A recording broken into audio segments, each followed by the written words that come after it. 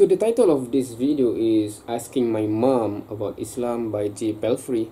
Several things. First, I've watched his previous video where he talked about, or the title is indicating what is the family thing of Islam, or him interested in Islam, and it actually is his opinion, right? So it isn't like he interviewed his parents, etc. And I made a comment there where I thought it would be like the Korean guys where they actually ask directly to the parent or the mom, right? So in this case, from the thumbnail, it seems that he will be talking through phone, I think, with his mom, and hence we will get a first-hand reaction from the mom, right? So, and just previously I've watched Young's World talking to his mom on the phone, and alhamdulillah, it seems that the initial anger have subsided a lot. So anyway, without further ado, let's go and watch this one.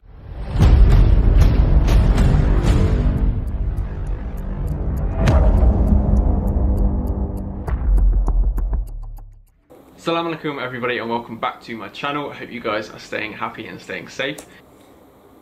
So he gives salam, but I think he's not yet a Muslim, right? That is interesting. Today's video is part 2 of the mini-series I'm doing with my family, where I ask them about Islam and the Middle East without actually telling them. Today's video is with my mum. What does it mean by without actually telling them? Telling them what? And I'll catch up with you after.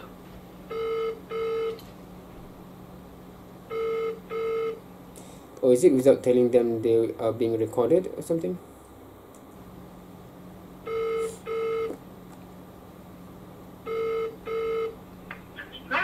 Hello. You okay? Yeah, I've just given Chelsea a call. Can I ask you a couple of questions? I think so, yeah. Absolutely fine. No, like, just give whatever answer you want. Just no stress. Alright. Okay. Okay, hang on. I'm going to the other room so I can hear questions properly. Okay. Right, Google Box has just started. That's terrible timing. Oh, sorry. Sorry.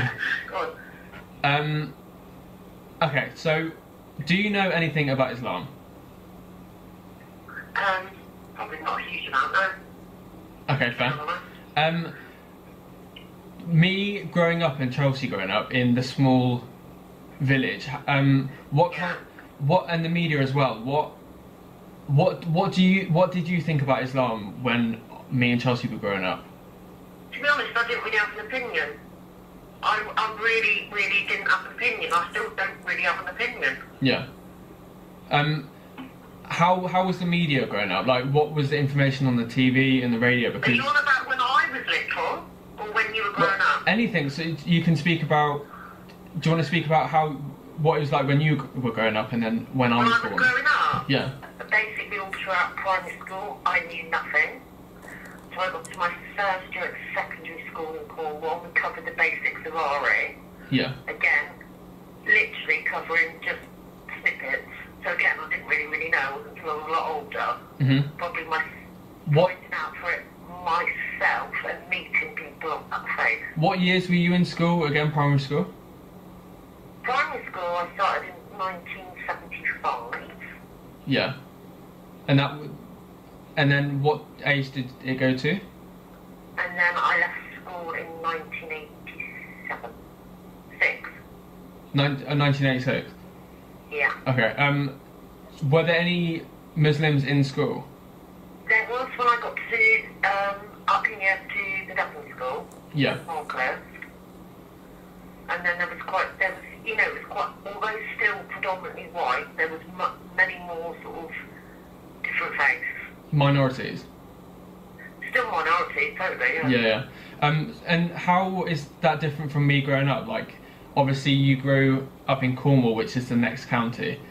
In Devon, especially in such a small village, I like in predominantly Christian base, right? I rarely came across any Muslims unless I went to Exeter. Yeah, and also when you started going abroad, when you were little, Yeah, Welsh Turkey. predominantly. Do you know what I mean? So, Yeah. I don't know. I don't have an opinion either way on these people, or I just don't. Fair. Okay, obviously when me and my sister were young, what on the TV and radio, especially with things like 9/11, because I was 4 or 5. Yeah. Chelsea, You were at primary school. yeah, Chelsea was 6. Sorry, you were at play school. Sorry. Yeah, so I was in the school before I went to primary school. Yeah. How did that? What was the media like after that happened?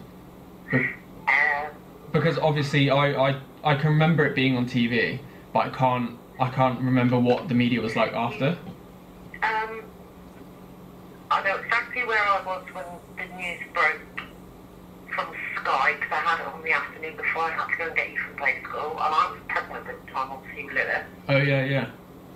And I just remember this awful thing, like I'd seen this happen live on TV, and it was about 3:10, and I thought I need to go and get the kids from school. That's all any parent wanted to do, was go and get their kids from school. It had a massive impact on people. Huge. Yeah. And every parent I knew was there early that day. Yeah. To get the kids from school. Yeah, it's not good. Yeah, good. Did your view after that happened affect? So it changed more negatively towards Muslims. No, it really didn't. Okay. How?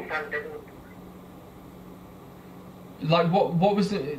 Talk to me about how the media, like, what was it like? Because obviously before that happened, the media obviously wasn't as Islamophobic as I would have said, but then after... They definitely caused a huge, which I haven't seen in this country since, well, I haven't really seen it, you know. We were ignorant to sort of colour and race, if you like, growing up, because we weren't exposed to anybody. But obviously as you get older and older, I don't know, it's really difficult, but I do know the past, it went completely right-wing almost. So you had a massive increase in the BNP, all the right-wing thing, and it was horrifying.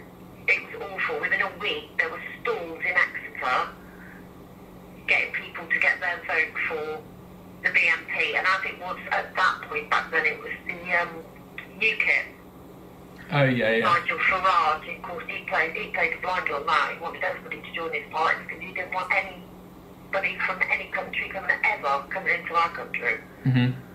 Yeah, it was a cheap shot. Yeah, it's not good. Do you know anything about the Quran? Very little. Yeah.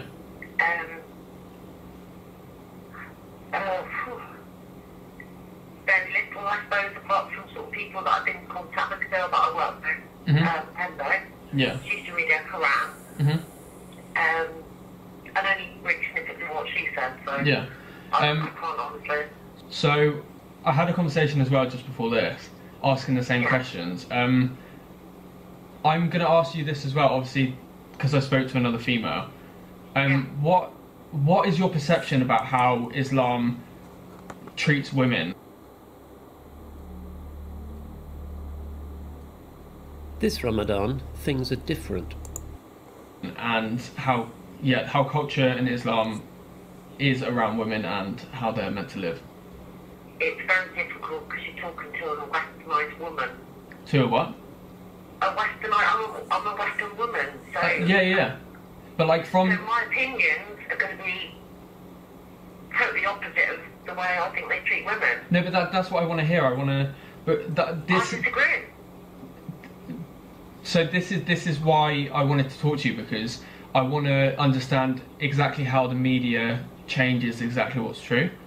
So like, this is why I'm asking you these questions without giving you preparation, because I want to hear like the real things behind it. So I said this on the last video. I said the biggest difference I think in this is between culture and religion. Many people, Of course it is. especially because in the Quran there's three, so there's 114 chapters in the Quran and 6,000 verses, and only 3 out of all of those verses tell or talk to women about what they should wear. And Yes, exactly. So it is the far, oh God, what are they called? You've always got the extremists. You always literally take it to the left side. yeah, and in one of the verses talk about women wearing it's called a khibah, and it Yes, I know all of them. yeah, and it's obviously across their head and behind their ears, and it floats all the way down. Yes. And there was, when after it was written, another verse came down, and it actually, because the hibba, it didn't cover the woman's chest, so the next I see. the next thing that got sent down was basically information telling the woman to cover up, and those are the only things that are spoken about in the Quran about how women should dress. Throughout the entire book. Yeah, throughout the entire thing, and it's the only Yeah. religious scripture that hasn't ever changed. So Right. this is the biggest difference that I think I wanted to clear up. Not obviously with you and not like my sister, but just globally, because there's a huge difference between religion and culture, and Oh, absolutely. and obviously the media has a very good way of tying culture and religion together, And but manipulating it to put the two together. yeah, and exactly, like, and in Islam, it's such a peaceful, and everything said is just so peaceful, but it's Yeah, I can 100%. There's not one. I can honestly say that of all the times you went abroad, of all the times, even my uncle, who obviously is Muslim, yeah, I've never known one that's been anything but peaceful. yeah. But like You know. that's literally all the questions I wanted to ask. But like, yeah. And you've got to put it in perspective as well with the, you know, Oh no, there religion-wise. was one more that I had to ask. I forgot to ask. That's okay. How is me traveling around the Middle East and learning about Islam changed your perceptions, if it has changed? I'm glad you got back in one piece, but I would have been like that wherever, if I'm honest. Yeah. So glad you come back in one piece. Wonder if any children decide to travel to Europe, etc. People will also say like that. Glad you come back in one piece. I was concerned about Iraq. Who wouldn't be? Yeah. And that's not because I'm ignorant, but obviously I only see what's been told to me, if you like. On the media. Yeah. I do my research. I'm pretty good. I don't just take the headlines as, you know, law. Yeah. I do my own research. I go on to Reuters, but, you know, half the news on Reuters isn't even in the mainstream news. So I do, yeah.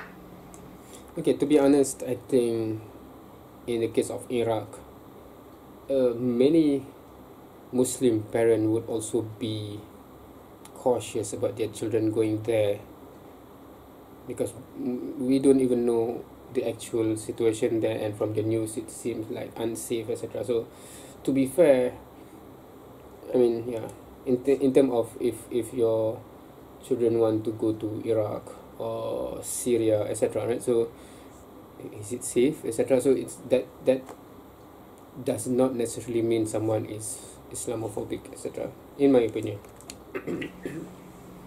Yeah, no, exactly. Like, it obviously, I've told my sister about all the countries I have coming up. I'm still yet to tell you, but Yeah. obviously the countries that are coming up, you know how I like to travel, are very dangerous in terms of the media eyes.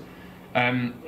Obviously, you're going to feel not as comfortable as you would be going to a less scrutinised country. But would you feel more comfortable now after I've been to other Middle Eastern countries for me to go there? Yeah, I think so, because I think wherever you go in the world, Terry, in travel or whatever, you respect their way of life. Yeah. And that's it. Yeah, exactly. And it's tolerance at the end of the day, you know, wherever you go in the world. Mhm. It's tolerance. You may not agree with whatever, but if it's done in that community, then Exactly. Yeah, Like, whether you agree with it or not. I think, yeah, exactly. Whether that's can be applied to anyone in the world, as like it's just respect and like showing peace and like unity and love to every single person you meet, whether they're religious, they're anything. Whatever their status, religious-wise or any otherwise, whether it's their gender or whatever. Yeah, exactly. Literally. And also, final point, there's extremists everywhere, Joe. Yeah. Look, we have the IRA, we're up in the 70s and the 80s when it was literally IRA bombs all the time. We have it all the time in this country. Mm-hmm.